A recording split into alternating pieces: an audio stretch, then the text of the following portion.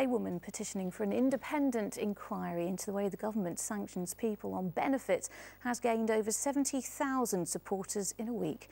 Jill Thompson from Stevenage is calling for the inquiry after her brother David Clapson had his benefits stopped and was unable to pay for his electricity. David suffered from diabetes and, unable to refrigerate his medication, died through lack of insulin last year.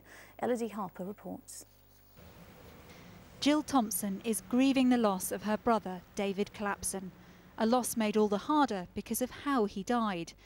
David couldn't pay for the electricity at his Stevenage home after his benefits were cut off. As a type 1 diabetic, this meant he couldn't store his insulin in the fridge. Unable to inject himself, David died. When he was found alone. He had £3.44 in his bank account. He had 6 tea bags, a tin of out-of-date sardines and a tin of soup. He had no electric on his key, and I'd found out that his money had been stopped, and apparently it was going to be stopped for a month. David's job seekers allowance of £71.70 a week was stopped after he missed an appointment. As a former soldier who served as a signalman in Northern Ireland, his family say David was a proud man and told neither them nor his friends that his benefits had been stopped. He also never asked the authorities for help. The Department for Work and Pensions expressed their sympathy for David Clapson's family and said, "There is a chain of processes we follow before a sanction comes into effect, including taking every opportunity to contact the claimant several times. People can also appeal if they disagree. Even when someone is sanctioned, they can still get financial support through the Hardship Fund." David did have opportunities to flag up that he was in difficulty.